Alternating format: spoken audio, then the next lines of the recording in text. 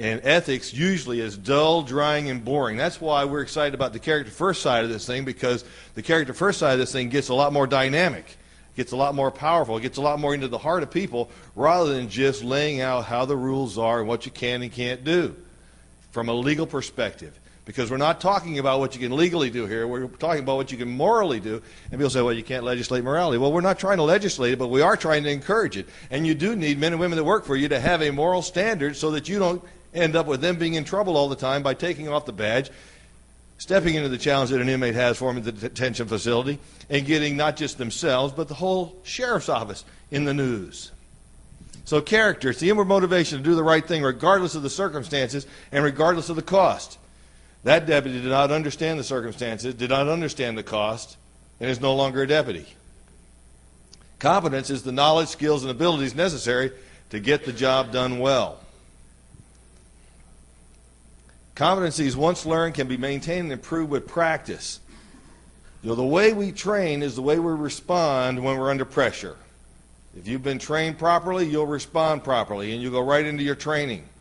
And that's why we do an in-service training on a monthly basis where we introduce a new character quality with the bulletin month after month after month, and we train people in these qualities. And we reinforce that this is what you need to be doing to be an effective officer, to be an effective employee, and hopefully even to be an effective husband or wife or father or mother, sister, brother.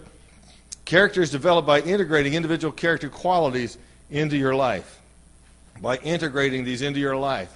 And so as we emphasize these qualities, we understand how to utilize them more consistently on a day-by-day basis. Competencies can be developed by setting goals and providing incentives.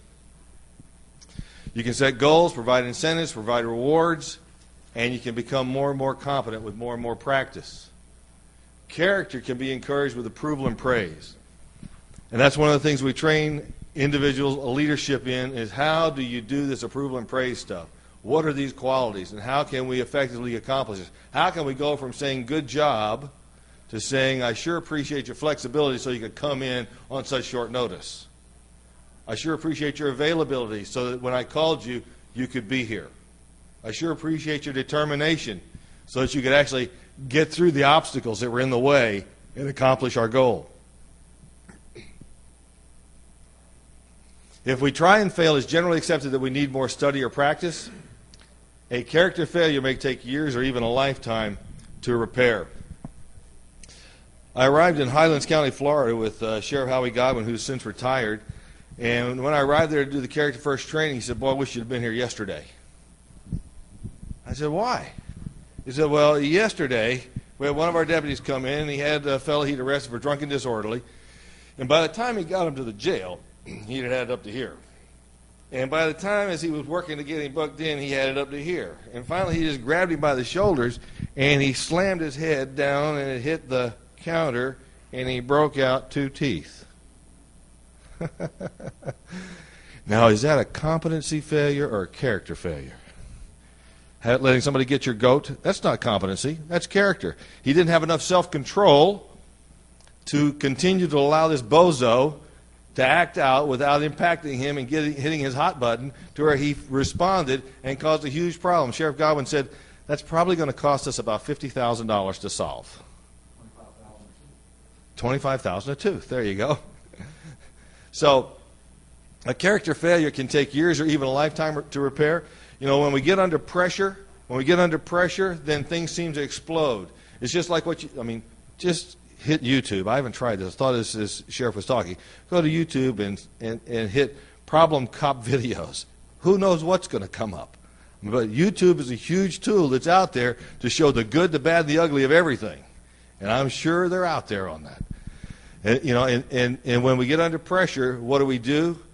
We thump on people. We say words that we wish weren't on a video.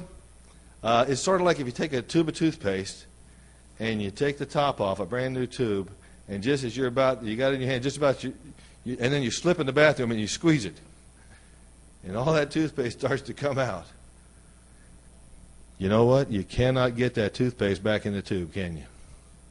Once all that stuff comes out of your mouth, comes out of your actions, you can't get it back in the tube. You can't get it back in the bottle.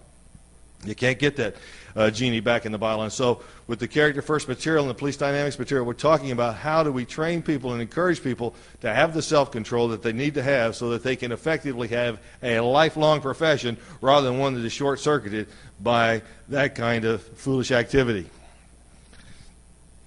We want to hire for character, and then we want to train for skills. Hire for character and train for skills. Now, I want you to write this down because this is what we usually do. We don't usually do this. Usually what we do is we hire for skills, and we fire for character. Isn't that the truth? We hire for skills and we fire for character. You hire somebody that's got all these skills, but they happen to be a thief. So what have you got? You hired a highly skilled thief. You know, we don't need highly skilled thieves working in law enforcement.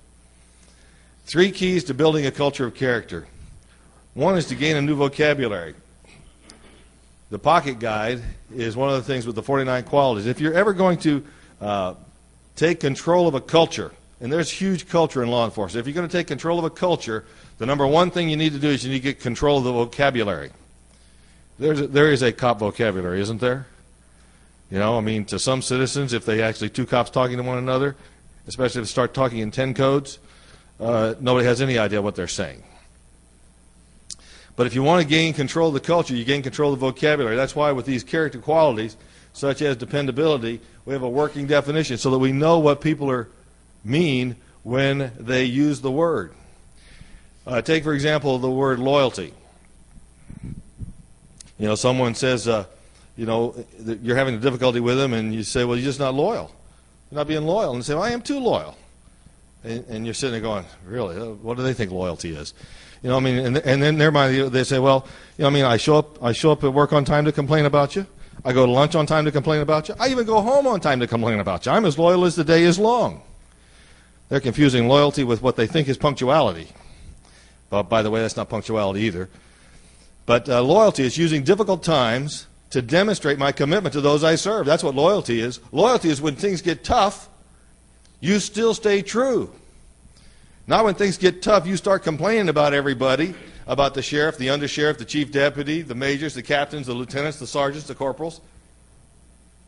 When things get tough, you stay true and faithful. You use those difficult times to demonstrate your commitment to those that you're serving, to those that you're hired and given a level of trust to build into the organization in a positive way rather than in a negative way. And then you make the character connection. You make the character connection where you connect things to these 49 qualities so that people begin to see what's important to you as the sheriff, what's important to you as the chief deputy. What's important to you is how their character is playing out day by day because you hired them because you already know they're competent. They have those competencies, and you want to reinforce the character that makes those competencies effective. And then understand the character test. The character test will always show up. It's unannounced. It never announces itself. Like that deputy in the booking room that slammed that fellow's face down on the counter, that was a character test, and he failed. He failed.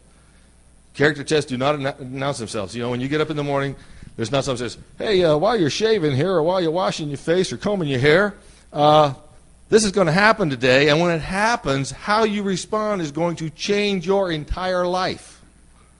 And if you respond the right way, it's going to go in a good direction. If you respond the wrong way, it's going to go in the wrong direction.